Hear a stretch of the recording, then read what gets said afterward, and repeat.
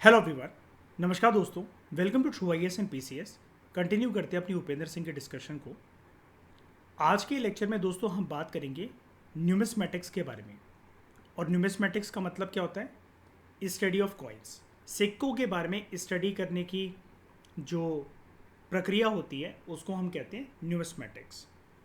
सबसे पहले यहाँ पर जैसा कि हम इकोनॉमिक्स में पढ़ते हैं अपनी फाउंडेशन कोर्स की क्लासेस में, हम सबसे पहले मनी के कुछ बेसिक कॉन्सेप्ट्स के बारे में डिस्कस करेंगे जिसको हम ऑलरेडी जानते हैं, या फिर जैसा कि आप इकोनॉमिक्स अदर सब्जेक्ट में पढ़ते हो उसके बारे में under the chapter of money in banking. तो जर्नल सेंस में देखो, न्यूमिस्मेटिक्स वैसे तो देखो है तो एक फॉर्म ऑफ मनी ही, लेकिन मनी को यहाँ पर ना प्रॉपर तरीके से बाइफरकेट करा गया है दोस्तों, जैसा कि हम मनी इन बैंकिंग के चैप्टर के अंदर करते हैं इकोनॉमिक्स में। मनी दो प्रकार की हो सकती है ब्रॉडली, जो आज हमें देखने को मिलती है। मैं पहले करंट सिनेरियो की बात कर रहा हूँ। या तो वो हो सकते हैं पेपर नोट्स, ठीक है, या तो वो हो सकते हैं कॉइन्स। यानी कि मनी को अगर हमें जानना है करेंटली, तो वो जो मटेरियल है उसके बेसिस पर क्लासिफाई करा जा रहा है यहाँ पर मनी को। एक मटेरियल जो है वो पेपर से बना हुआ है, और एक मटेरियल जो यूज़ होता है करेंटली दुनिया के अंदर वो मेटल से बना हुआ है, ठीक है। अब मनी के सेंस में मैंने आप लोगों को फाउंडेशन कोर्स की क्लासेस में सबसे इंपॉर्टेंट चीज़ दोस्तों ये बताई थी, मनी कुछ भी हो सकता है। मनी ज़रूरी नहीं है कि जिसको गवर्नमेंट की बैकिंग मिल गई हो, गवर्नमेंट का सपोर्ट मिल गया हो, ठीक है, सरकार की बैकिंग जिसके पीछे हो। और सरकार की बैकिंग जिसके पीछे होती है उसको हम वैसे क्या कहते हैं? उसको हम कहते हैं एज लीगल टेंडर मनी। अब लीगल टेंडर मनी में दिक्कत एक ये भी आती है कि सरकार यहाँ पर लीगल टेंडर को भी दो वे में क्लासिफाई कर कर हमारे सामने रख देती है ना। लीगल टेंडर के भी अगर हम दो बाइफरकेशन जाने तो एक होता है लिमिटेड लीगल टेंडर और एक होता है अनलिमिटेड लीगल टेंडर। यानी कि सरकार बोलती है कि ये जो पर्टिकुलर फॉर्म ऑफ मनी है ये लिमिटेड लीगल टेंडर इसलिए है बिकॉज अगर आपको अपनी पेमेंट को, अपनी डेट को अगर सेटल करना है तो ये जो limited legal tender form of money है इसको आप एक लिमिटेड अमाउंट तक ही यूज़ कर सकते हो पेमेंट करने के लिए किसी एक पर्सन को, या फिर अपनी किसी डेट को सेटल करने के लिए। तो लिमिटेड लीगल टेंडर की कैटेगरी में हमारे देश में क्या आता है? वो आते हैं कॉइन्स। कॉइन्स को एक हद तक ही आप सामने वाले को दे सकते हो इन द फॉर्म ऑफ पेमेंट, ठीक है।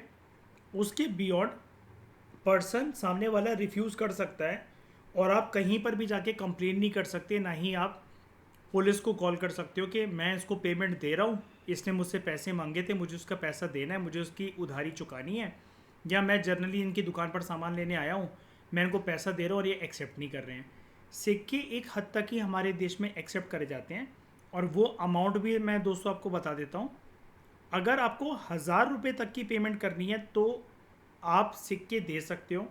उसके बियॉन्ड अगर सिक्के आप दे रहे हो तो वो सामने वाले की मंजूरी पर डिपेंड करेगा कि उसको सिक्के चाहिए 1000 रुपये से पेमेंट की ज़्यादा के ऊपर या फिर नहीं चाहिए। अदरवाइज सिंपली 1000 से ऊपर अगर आप सिक्के देने की कोशिश करोगे, मैं यहाँ पर 1000 नंबर के सिक्के की बात नहीं कर रहा हूँ कि 1000 कॉइन्स की बात नहीं कर रहा हूँ, मैं 1000 रुपये के पेमेंट की बात कर रहा हूँ जो कि आप सिक्कों के माध्यम से दे रहे हो। अब वो कैसा भी पेयरिंग हो सकता है, 1-1 रुपये के 1000 सिक्के, 2-2 रुपये के 500 सिक्के, 5-5 रुपये के 10-10, 20-20, 1 और 2 का कॉम्बिनेशन मिलाकर आप 1000 तक की पेमेंट कर रहे हो।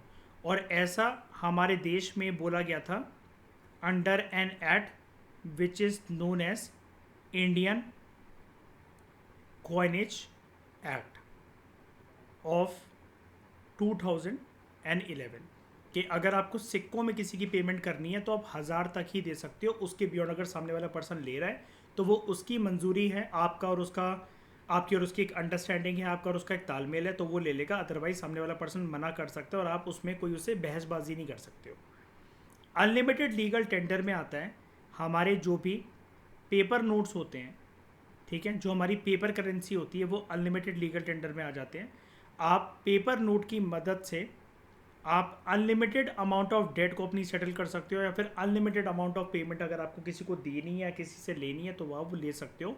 यहाँ पर सामने वाला पर्सन कैसे भी करके आपको रिफ्यूज़ नहीं कर सकता, नहीं कर सकती कि उनको पेमेंट नहीं चाहिए। आप पेपर नोट्स दे रहे हो तो वो रिफ्यूज़ नहीं कर सकते हैं। तो ये तो हो गए मनी के दोस्तों कुछ बेसिक्स जो कि हमने इंडिया के कॉन्टेक्स्ट में जाने। यहाँ पर जो मैं आपको एक इम्पॉर्टेंट बात बता रहा था वो ये है, डिस्कशन की तरफ अभी हम आगे चलते हैं, लेकिन उससे पहले मुझे आपको एक बात और समझानी है। ये तो हो गई गवर्नमेंट बैकिंग वाली बात, लेकिन मनी सिर्फ गवर्नमेंट बैकिंग, जिसको गवर्नमेंट की बैकिंग हो सिर्फ वही मनी की तरह सर्व करे ऐसा ज़रूरी नहीं होता। क्योंकि सरकार तो देखो थोड़ी सी कभी कभार मूडी हो जाती है। सरकार के अपने खुद के तर्क होते हैं कि हमने 500 और 1000 का नोट जो है वो डीमोनेटाइज कर दिया है, ये रीज़न देकर सरकार ने उसके बाद 2000 रुपये का नोट इंट्रोड्यूस करा और उसको डीमोनेटाइज तो नहीं करा, लेकिन करंट जो एक इकॉनमी है उसके अंदर से उसका सर्कुलेटरी जो टेंडेंसी थी उसको खींच लिया, उसको विड्रॉ कर लिया कि जिस जिसके पास है वो बैंक में जाके जमा करा दो। फ्रेश ये कभी भी प्रिंट होंगे नहीं फ्यूचर के अंदर, ठीक है। और इसको एक सरकार ने डेट दी थी कि इस डेट तक आकर बैंकों में ये अपनी, अगर 2-2000 रुपये के आपके पास नोट है तो ये वाली जो राशि है इसको आप बैंक में जमा करा दो। आपको इसके बदले में कोई अन्य नोट या फिर आपके बैंक के खाते के अंदर ऑनलाइन पैसा जो है आपको ट्रांसफ़र कर दिया जाएगा, जितने भी आप 2000 रुपये के नोट लेकर आ रहे हो। तो यहाँ पर सरकार तो ऐसी हमें प्रतीत होती है कि सरकार तो मूडी है। सरकार ने जिसको बोल दिया कि ये आज फॉर्म ऑफ मनी है तो वो मनी की तरह सर्व करने लग जाता है। अगर सरकार ने आज इस चीज़ को बोल दिया कि मनी नहीं है तो वो ख़त्म हो जाता है उसका अस्तित्व as a form of money. लेकिन मनी गवर्नमेंट से ज़्यादा दो लोगों की म्यूचुअल अंडरस्टैंडिंग का गेम होता है। ये मैंने आपको मनी एंड बैंकिंग के चैप्टर के अंदर अच्छे से समझाया था इकोनॉमिक्स की क्लासेस में। म्यूचुअल अंडरस्टैंडिंग का खेल ज़्यादा है मनी, ठीक है। अगर दो लोगों के बीच में अगर ये सहमति हो गई है कि ठीक है हम आपस में किसी एक चीज़ का व्यापार कर रहे हैं, और एक बिल्कुल नॉनसेंस एग्जांपल मैं आपको दे रहा हूँ कि ये दोनों पर्सन बोलते हैं कि ये एक पर्टिकुलर चाय का कप है या फिर ये एक चाय की प्याली है, हम इसको यूज़ करेंगे as a medium of exchange in the form of money, तो ये इन दोनों के लिए मनी हो सकता है। मनी वो होता है, मनी उस चीज़ को कहते हैं जो कि नंबर ऑफ पर्सनस के लिए एक एक्सेप्टेबल चीज़ हो, भले ही उसके पीछे गवर्नमेंट की बैकिंग हो चाहे ना हो। ये जो गवर्नमेंट की बैकिंग वाली चीज़ दोस्तों हम जो पढ़ते हैं, ये वाली बात जो करी जाती है ये लीगल टर्म्स में करी जाती है या फिर लीगल सेंस में करी जाती है। लेकिन मनी का जो ओरिजिनल अस्तित्व है या उसकी जो अंडरस्टैंडिंग है वो इसी बात में छुपी होती है कि anything which is acceptable as a medium of exchange वो मनी है, और वो दो लोगों की अंडरस्टैंडिंग के ऊपर बेस्ड होता है, ठीक है। इतनी बात क्लियर है आप लोगों को? ये तो हमने बेसिक तरीके से पढ़ ही रखा है सब कुछ अपने फाउंडेशन कोर्स की क्लासेस में। रिया, मयूर, इसमें कोई डाउट तो नहीं जो मैंने बातें बोली? तो चलो आपको इसके बारे में पता है। अब हम आगे बात करते हैं कि ये उपेंद्र सिंह की बुक के अंदर हमें क्या बताया जा रहा है। जर्नल सेंस में मनी जो है वो एक मीडियम है of exchange and it is use as a measure of value. दो लोगों के बीच में अगर किसी भी चीज़ का लेन देन हो रहा है तो उसके लिए एक माध्यम की तरह सर्व करता है मनी। लेन देन का एक माध्यम है, ठीक है, कि आप जो है पैसे लेकर जा रहे हो, पैसे दिए अपने दुकानदार को और वहाँ से कुछ सामान ले आए। उसके अलावा हर चीज़ को एक वैल्यू की टर्म्स में देखने का एक मेजर भी है। जैसे आप अगर दूध को मेजर करते हो या लिक्विड को मेजर करते हो तो आप लीटर या मिलीलीटर में करते हो।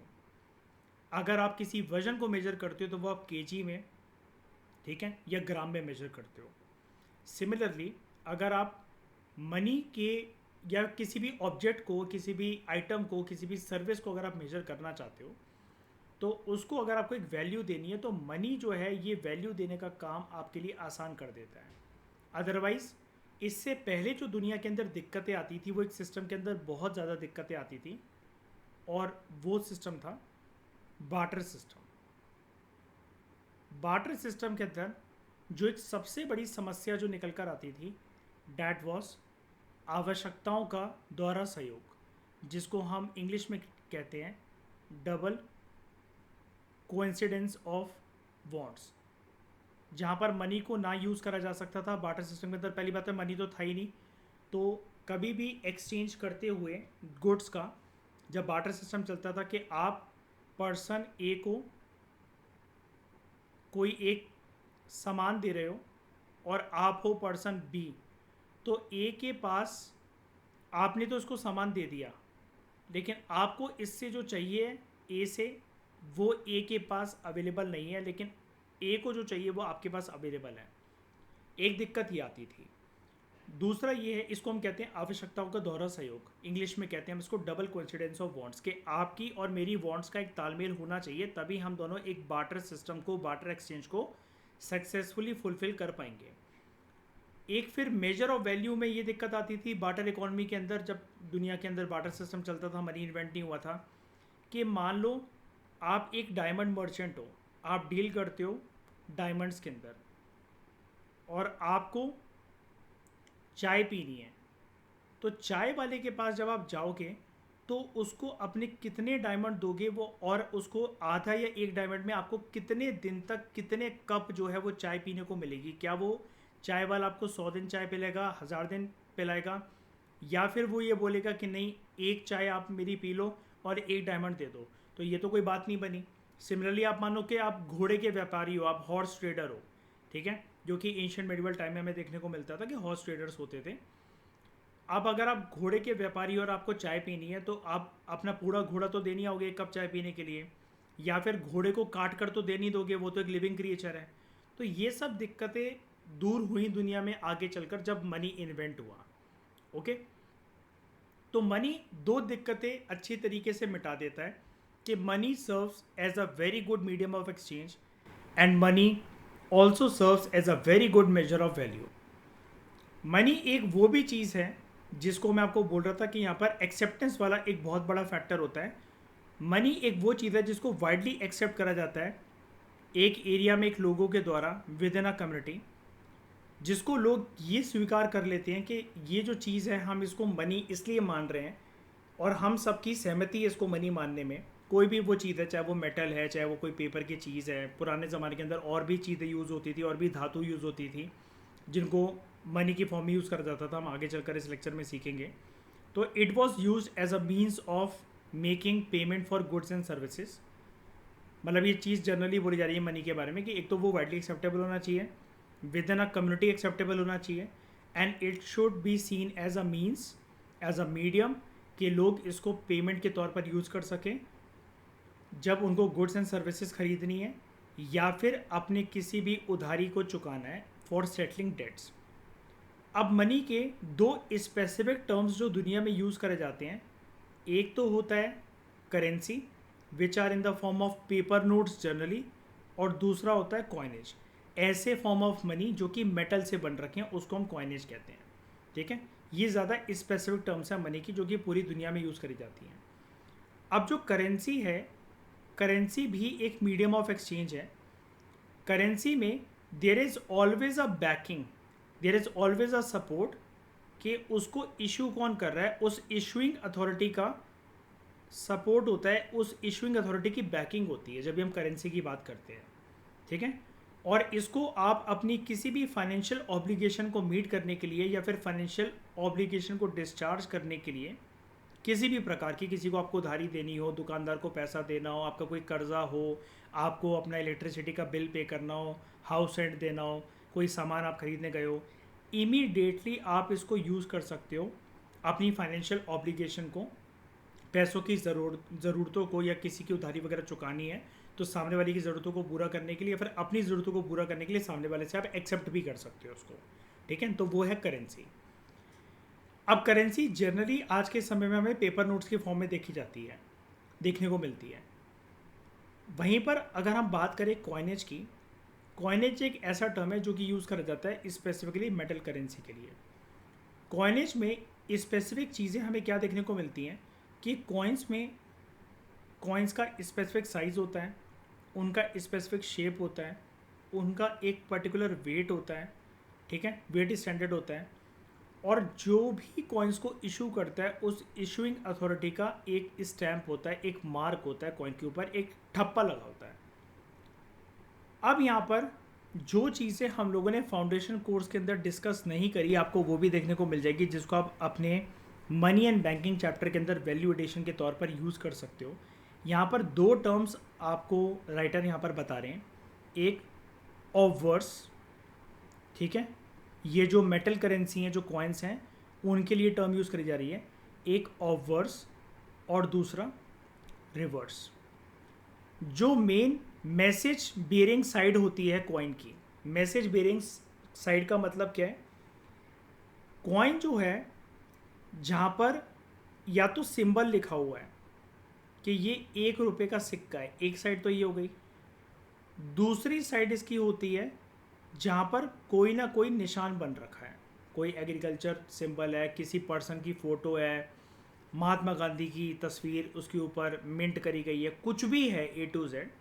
तो जिस साइड पर सिंबल होता है कोई ना कोई, या जहाँ पर चित्र बन रखा होता है, उस साइड को हम लोग कहते हैं ऑब्वर्ड साइड। और जहाँ पर वो सिक्के की वैल्यू कितनी है, 1 रुपये का सिक्का है, 2 रुपये का सिक्का है, 5 रुपये का सिक्का है, 10 रुपये का सिक्का है, 20 रुपये का सिक्का है, वो होती है रिवर्स साइड। तो इसको एक बार के लिए मैं आपको गूगल इमेजेस से दिखा देता हूँ, ठीक है। ऑब्वर्स एंड रिवर्स, अगर आप यहाँ पर देखोगे तो यहाँ पर ये कौन तो नहीं, यहाँ पर आपको समझ में आएगा। ये देखो, यहाँ पर एक चित्र बन रखा है, एक सिंबल है, ठीक है, ये है ऑब्वर्ड साइड। और जहाँ पर ये वैल्यू लिख रखी होती है कि 1 सेंट का कॉइन है, 5 सेंट का कॉइन है, 20 सेंट्स, 10 सेंट्स, 2 सेंट्स, तो वो जो साइड होती है वो रिवर्स साइड होती है। ओके, तो ऑब्वर्स जहाँ पर चित्र वगैरह बन रखा है, जहाँ पर वैल्यू लिख रखी है, वैल्यू की सच है, भले ही चित्र बन रखा हो, वो कोई दिक्कत वाली बात नहीं है, वो रिवर्स साइड होती है। ओके, तो कॉइन्स में ये वाली जो प्रक्रिया है उसकी डिनोमिनेशन लिखने की, इस वैल्यू को हम लोग बोलते हैं डिनोमिनेशन, ठीक है, मनी एंड बैंकिंग के टर्म्स में, इकोनॉमी की टर्म्स में। और जहाँ पर कोई एक चित्र बन रखा रहता है, जैसे पुराने ज़माने के अंदर राजा महाराजा जो है वो अपना चित्र बनाते थे, या अपने फेमस गॉड्स एंड गॉडेसेस का, अपने कुल देवता कुल देवियों का जिसकी वो आराधना करते हैं, उनका चित्र बना देते थे। दूसरी साइड जो होती थी वहाँ पर कोई ना कोई वैल्यू लिखी होती थी, तो जहाँ वैल्यू लिखी हुई है, जहाँ डिनोमिनेशन लिखा हुआ है, वो रिवर्स साइड है। जहाँ पर कोई चित्र, कोई सिंबल, कोई इमेज वगैरह बनी हुई है, तो वो ऑब्वर्ड साइड है। ये ऑब्जर्व नहीं है, ध्यान से इसकी स्पेलिंग देख लेना, इट इज़ OBVERSE, ऑब्वर्स। अब दुनिया के कॉन्टेक्स्ट में अगर हम बात करें तो सबसे पहले प्रॉपर तरीके के जो सिक्के हमें देखने को मिलते हैं, ये एक फैक्ट है, ठीक है, जिसको आप मनी एंड बैंकिंग के अंदर आप अपने वैल्यू एडिशन के तौर पर एक फैक्ट लिख सकते हो स्टिकी नोट लगाकर, ठीक है। तो अर्लीस्ट कॉइन्स जो है वो हमें 700 BC के अंदर देखने को मिलते हैं। वेस्ट एशिया रीजन में एक जगह थी, उस जगह का नाम था, यहाँ पर आप देख सकते हो, लाइडिया। लाइडिया वेस्ट एशिया में प्रॉपरली आज के समय में कहाँ है, किस रीजन को बोला जा रहा है लाइडिया? लाइडिया दोस्तों, इसके बारे में मैं थोड़ी सी बात कर लेता हूँ आपसे। जो लाइडिया है ये दोस्तों एक एंशिएंट किंगडम था। लाइडिया एक एंशिएंट किंगडम था। यहाँ पर आपको राइटर बता दो रहे कि वो वेस्ट एशिया के अंदर था। तो ये जो लोकेटेड था, इसकी अगर हम प्रॉपर लोकेशन की बात करें, it was located in Anatolia. It was located in Anatolia, जो कि आज के समय में क्या है, which is modern day Turkey, ठीक है।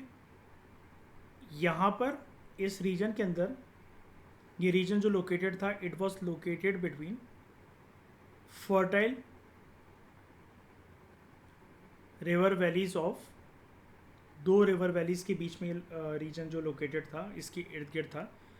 एक रिवर वैली का नाम था हरमस और दूसरे का नाम था, ये नदियाँ थी वहाँ की, हरमस, और दूसरी थी केस्टर, CAYSTER, केस्टर, और दूसरी है हरमस, HERMUS। ये जो लाइडिया रीजन था वेस्ट एशिया के अंदर, जो आज के समय का टर्की के आसपास का जो रीजन है, ये इतिहास के पन्नों में इसलिए भी इतना प्रचलित हुआ था क्योंकि यहाँ पर इन्वेंशन हुई थी। पहली बार एक चीज़ इन्वेंट करी गई थी, इन्वेंशन हुई थी यहाँ पर दुनिया के सबसे पहले first gold and silver coins.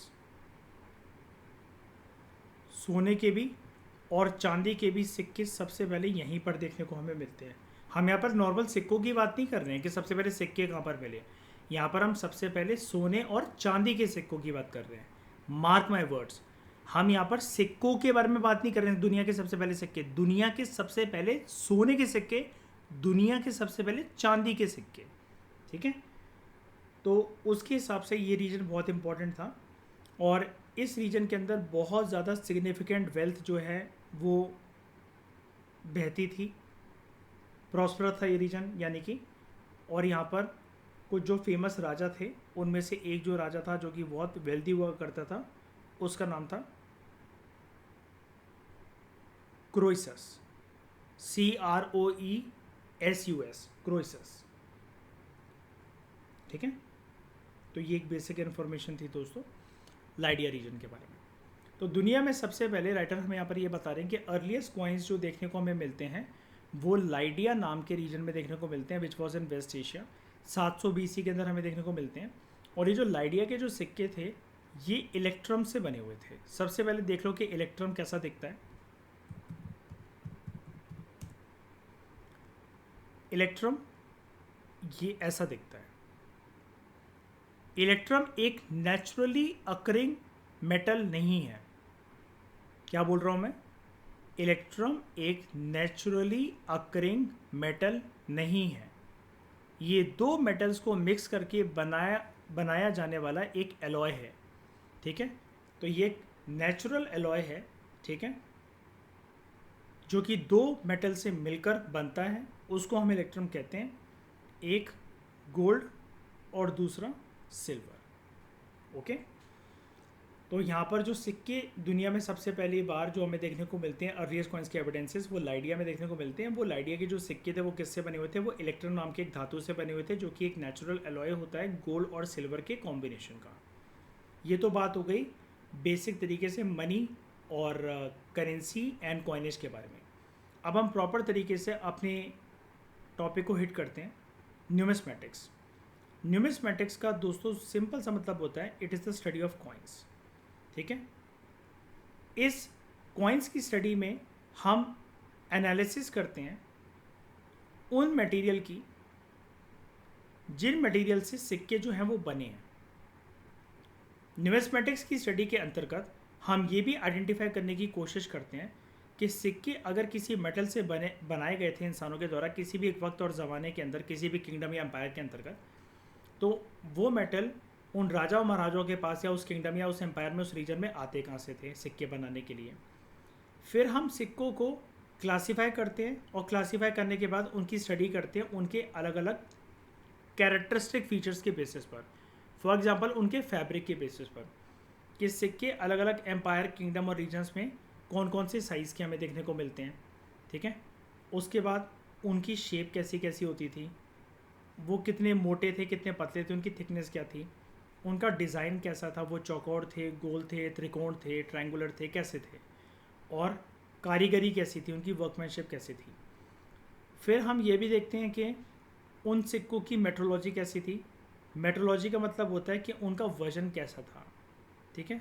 इसके अलावा हम बात करते हैं उनके डिज़ाइन की, मेटेलिक कॉम्पोजिशन की। मेटेलिक कॉम्पोजिशन का मतलब ये है कि उसके अंदर ओरिजिनल मेटल जो है वो मिलाया गया था या फिर वो दो मेटल्स के कॉम्बिनेशन से किसी एक एलॉय की तरह, जैसे इलेक्ट्रम अभी हमने देखा इस रीजन के अंदर, लाइडिया रीजन के अंदर, तो वो क्या एक एलॉय के सिक्के थे या फिर नेचुरली अकरिंग मेटल्स के सिक्के थे, तो उसको हम कहते हैं मेटेलिक कॉम्पोजिशन।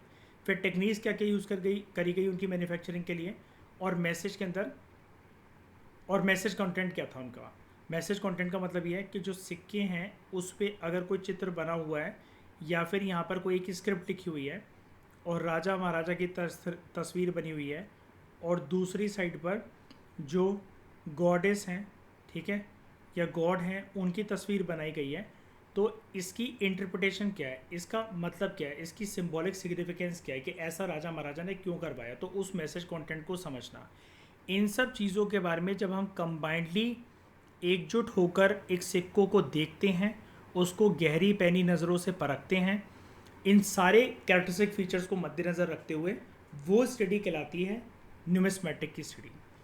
अब प्राचीन ज़माने के अंदर जो सिक्के थे वो डिस्कवर कैसे होते थे, राइटर आपको ये बता रहे हैं। सिक्के हमेशा से आर्कियोलॉजिस्ट के द्वारा जब भी डिस्कवर करे गए हैं वो बाय एक्सीडेंट करे गए हैं, स्पेशली एशियंट कॉइन्स। सिर्फ कुछ ही सिक्के ऐसे हैं जो कि हाथ लग सके हैं ऐसे लोगों के द्वारा जो कि सिक्के कलेक्ट करने की हॉबी रखते हैं या फिर वो सरकारों तक या म्यूज़ियम तक पहुंच पाए हैं। मेजॉरिटी ऑफ द सिक्के जो हैं वो इतिहास के पन्नों के साथ मिट गए, घुल गए, धुल गए, गायब हो गए। ठीक है, ऐसा क्यों? क्योंकि एक तो जो सिक्के ओरिजिनली जिस जगह पर मिंट करे गए होंगे वो वहाँ से चले गए या फिर ज़मीन के काफ़ी अंदर कहीं गड़े होंगे, तो हमें नहीं पता उनके बारे में। या तो कभी ना कभी किसी ने उनको पिघलाया होगा या वो डिस्ट्रॉय कर दिए गए होंगे, या फिर किसी एक एरिया के अंदर किसी की इन्वेजन देखी गई होगी तो वो लूट कर उस एरिया के सिक्कों को लोकल लोगों के हाथों से ले गए होंगे या फिर उस एरिया से उनको गायब कर दिया गया होगा। अब जो कॉइन्स हैं जो हमें ज़मीन के अंदर देखने को मिलते हैं वो कभी कभार ऐसे देखने को मिल जाते हैं। यहाँ पर दो चीज़ें दे रखी हैं, ध्यान से समझना इसको। कॉइन्स अगर एज स्ट्रे इंडिविजुअल फाइंड्स, या तो ऐसे स्ट्रे इंडिविजुअल फाइंड्स का मतलब क्या होता है कि एक इंसान है, वो एक एडवेंचर पर निकला या फिर उसको आर्कियोलॉजिकल चीज़ें ढूंढने का बहुत शौक है, वो आर्कियोलॉजिस्ट है, खुदाई बुदाई करते हुए कभी कभार ऐसे ही लक बाय चांस सिक्के मिल गए। तो स्ट्रे इंडिविजुअल फाइंड्स में ये होता है कि लक बाय चांस सिक्के तो मिल गए, लेकिन सिक्के ना सिर्फ एक या दो ही मिले, किसी एक रीजन के अंदर एक सिंगल सिक्का मिल गया, उसको बोला जा रहा है स्ट्रे इंडिविजुअल फाइंड कि इक्का दुक्का सिक्का मिल गया लक बाय चांस। या लक बाय चांस कभी कभार ऐसा भी हो सकता है कि हमें मतलब आर्कियोलॉजिस्ट को कभी कभार सिक्कों का एक होड़ मिल जाए। अब वो आपको भी मिल सकता है, ज़रूरी नहीं कि उसके लिए आपको आर्कियोलॉजिस्ट ही होना पड़ेगा। मान लो आपने विलेज एरिया के अंदर या कहीं पर भी एक ज़मीन ली, ठीक है, अब आप जड़ से लेकर 4 मंजिला 5 मंजिला घर बनवाना चाह रहे हो। अब उसके बाद आप चाह रहे हो कि उसमें बेसमेंट बने, तो कंस्ट्रक्शन के टाइम पर जब वो पूरी की पूरी ज़मीन को आप खुदवा रहे थे या कुछ करवा रहे थे उसका, वहाँ पर आपको एक घड़ा मटका वगैरह मिल गया या फिर एक बक्सा मिल गया और उसके अंदर हज़ारों की संख्या में सैकड़ों सिक्के आपको देखने को मिल गए। ठीक है, तो जो होड्स हैं मतलब बेसिकली ऐसे हैं कि एक साथ आपको बहुत सारे सिक्के देखने को मिल जाते हैं, जस्ट लाइक दिस। मैं इसकी इमेज आपको दिखा देता हूँ। कॉइन होड सिंपली इसको कहते हैं। इस प्रकार का आपका कोई घड़ा मटका आपको मिल गया जहाँ पर आपको बहुत सारे सिक्के एक साथ मिल गए।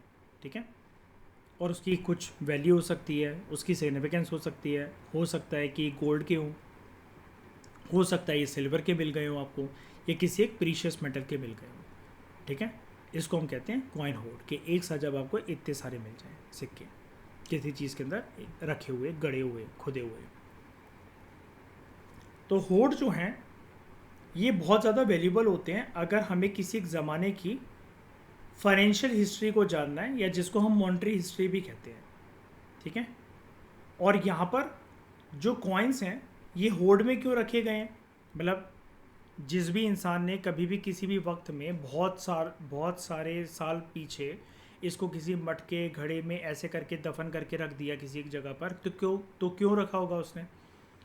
हो सकता है कि दूसरे इंसानों के हाथ ना लगे ये वाले सिक्के इसलिए रखा हो, इसको अंडरग्राउंड बरी कर दिया गया हो कि इंसानों के द्वारा या उसकी फैमिली मेम्बर्स के द्वारा, ताकि इन कॉइन्स की सेफ्टी रहे, इनको बचाया जा सके किसी आग से, किसी प्राकृतिक आपदा से, ठीक है, फ्लड वगैरह से, या फिर जब फाइनेंशियल इनसिक्योरिटी के जब दिन चलेंगे तो इनको निकाल कर दोबारा यूटिलाइज करा जा सके, या फिर बुरे दिनों के अंदर इन करेंसी सिस्टम का सहारा लिया जा सके।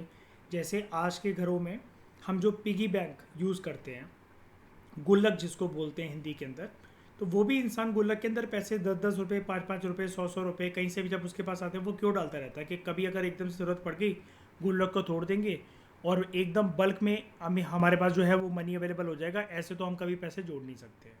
ओके, अब यहाँ पर जो टर्म थी ना मेट्रोलॉजी, जिसको कहा जा रहा था सिक्कों का वेट, इसको हम थोड़ा सा ज़रा डिटेल में समझते हैं। मेट्रोलॉजी का दोस्तों सिंपल सा मतलब ये होता है कि जब आप कॉइन्स की मेजरमेंट करते हो और उसको अरेंज करते हो बाय इट्स वेट, ये एक इम्पॉर्टेंट कैरेक्टरिस्टिक फीचर होता है न्यूमिस्मेटिक्स की स्टडी में। ठीक है, अब जब सिक्के सर्कुलेट होते हैं या होते हुए आए हैं अभी तक, इतिहास के पन्नों से लेकर अभी तक, तो कॉइन्स जो हैं उनका भी तो वेयर एंड टियर होता होगा। ठीक है, मेटल के ऊपर रस्ट लग गई अगर वो मेटल के बने हुए हैं, या फिर वो ख़राब हो गए, घिस गए। ठीक है, जैसा कि आप इसी पिक के अंदर देख सकते हो कि ओरिजिनली जब ये सिक्के अगर बने होंगे तो ये कितने ज़्यादा शाइन करते होंगे, कितने भारी होते हुए होंगे, है ना। लेकिन अभी ऐसा लग रहा है कि ये रस्टेड फॉर्म के अंदर है, या इनके ऊपर कुछ ग्रीन कलर का एल्गे टाइप कुछ लग गया है। ठीक है, ये कैसे चिपके हुए हैं, पुराने से गंदे से दिख रहे हैं, क्या छपा हो इनके ऊपर ये भी नहीं दिख पा रहा हमें अच्छे से।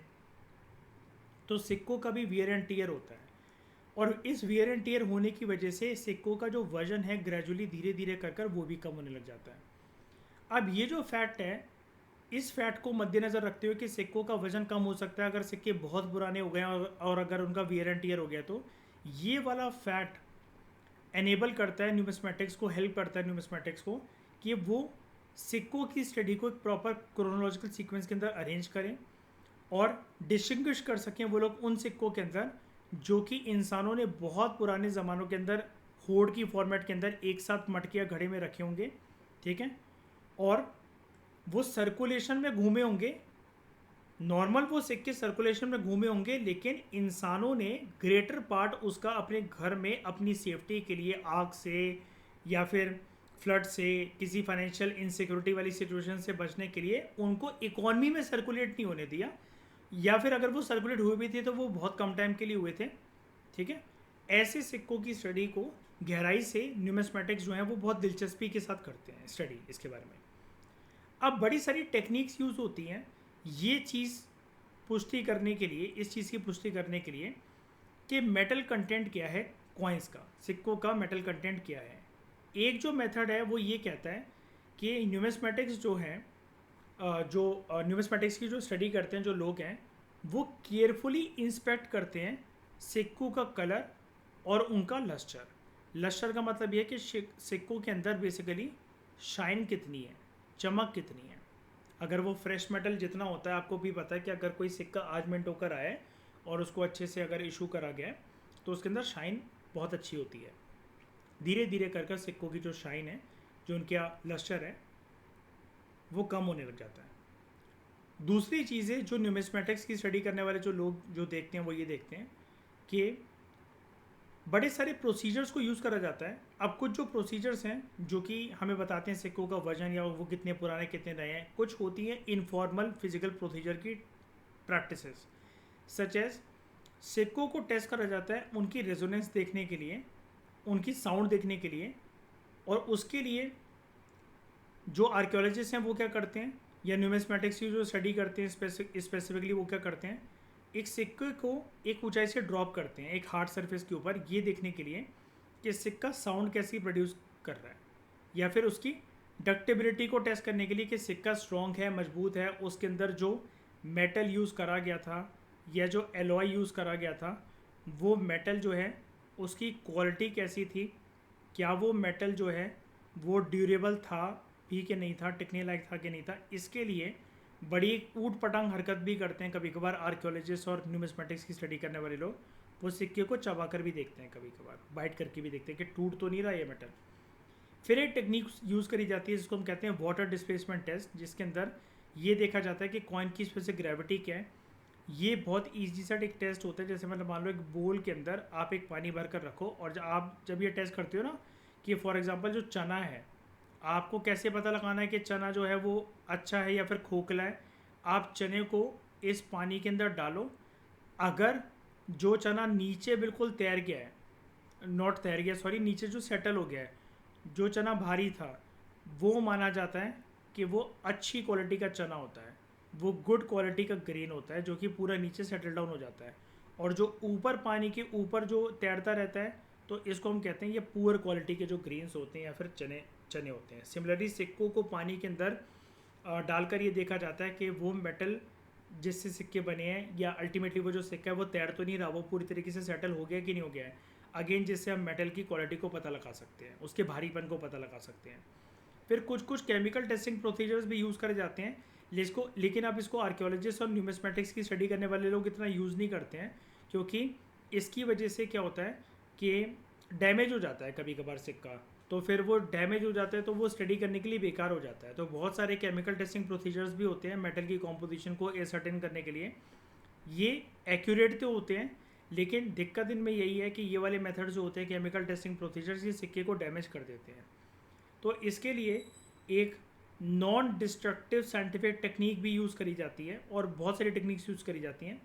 उनमें से जो एक फेमस टेक्निक है आजकल जो यूज़ करी जाती है that is X ray fluorescence, जिसको बोला जाता है XRF स्पेक्ट्रोग्राफी। ठीक है, आजकल के ज़माने में इसी को यूज़ करा जाता है, जिससे हम ये पता लगाने की कोशिश करते हैं कि वो जो सिक्का है उसका एलिमेंटल कॉम्पोजिशन क्या है। यानी कि हम एक्सरेज को पास करके ये पता लगाते हैं कि ये जो पर्टिकुलर ये जो कॉइन है इसका जो अंदर एलिमेंट है ये जिन चीज़ों से बना हुआ है, फिर चाहे वो एक नेचुरली अकरिंग मेटल हो या फिर दो मेटल को मिक्स करके वो एक एलॉय हो, ठीक है, तो उसके अंदर ये जो उसका एलिमेंटल कॉम्पोजिशन है सिक्के का वो कैसा है। और ये जो एक्सरे फ्लोरोसेंस स्पेक्ट्रोग्राफी की जो टेक्निक है ये हमें बहुत क्विक और एक्यूरेट रिजल्ट्स देती है ये वाली टेक्निक। ठीक है, इस चीज़ को आपको याद रखना है। उसके बाद हम जो है वो कभी कभार मिन टाउन्स को भी पता लगाने की कोशिश करते हैं। मिन टाउन्स का मतलब ये है ऐसी प्रसिद्ध जगहें, ऐसी प्रसिद्ध हिस्टोरिकल साइट्स जहाँ पर सिक्कों की जो है वो मिंटिंग होती थी। तो मिन टाउन्स जो हैं उनको आइडेंटिफाई करा जाता है ऐसी साइट्स को नोट कर जहाँ पर large number of coin moulds जो हैं वो फाइंड करे गए हैं। कॉइन मोल्ड्स क्या होते हैं, जैसे मतलब मान लो कि एक थप्पा लगाने के लिए एक चीज़ है आपके पास, ठीक है, और इसके नीचे की साइड पर यहाँ पर लिखा हुआ है कोई एक लेटर लिखा हुआ है AZX करके, ठीक है। अब आपने सिक्का लिया, ये अभी गरम गरम है, आपने इस पर जब ये सिक्का गरम है आपने इस पर ये जो टूल है इसको मारा और इस पर ये जो AZX लिखा होता है ये इस पर छप कर आ गया, इसको कहा जाता है मोल्ड करना, ठीक है। या सिक्कों इसको ये भी बोला जाता है कि आप यहाँ पर कॉइन की यहाँ पर आप इसकी डाई कर रहे हो, इसको बोला जाता है कॉइन डाई। तो ऐसी साइट्स को भी नोट डाउन करा जाता है जहाँ पर ये वाला काम बहुत हाई लेवल पे चलता था। तो जो कॉइन डाइज हैं इनकी एनालिसिस करी जाती है, ये हमें हेल्प करते हैं आइडेंटिफाई करने के लिए कि अलग अलग जो कॉइन्स हैं उनको कैसे मिंट करा जाता था, उनकी सीक्वेंस क्या होती थी, कितने नंबर में करा जाता था, कितने वॉल्यूम ऑफ कॉइन्स जो हैं ऐसे प्रोड्यूस होते थे through the process of minting और इन कॉइन डाइज के प्रोसीजर से। और कभी कभार ये चीज़ हम एक्स्ट्रापोलेट कर देते हैं। एक्स्ट्रापोलेट का मतलब क्या होता है, जैसे किसी जगह पर थोड़ा बहुत एविडेंस मिला है तो हम स्टोरी मेकिंग करके एक प्रॉपर से मनगढ़ंत कहानी बना लेते हैं, और ये काम कौन करते हैं, हिस्टोरियंस करते हैं। तो थोड़ा सा एक्स्ट्रापोलेट कर देते हैं वो चीज़ों को। ओके, तो ये हमने दोस्तों स्पेसिफिकली पढ़ा न्यूमिस्मेटिक्स के बारे में, the study of coins, comprehensive तरीके से उसको हमने कंप्लीट करा। अगले लेक्चर में हम इंडिया स्पेसिफिक बात करेंगे, हम पढ़ेंगे a brief history of Indian coinage, ठीक है। तो इस डिस्कशन में दोस्तों फिलहाल इतना ही। Thank you very much for discussion.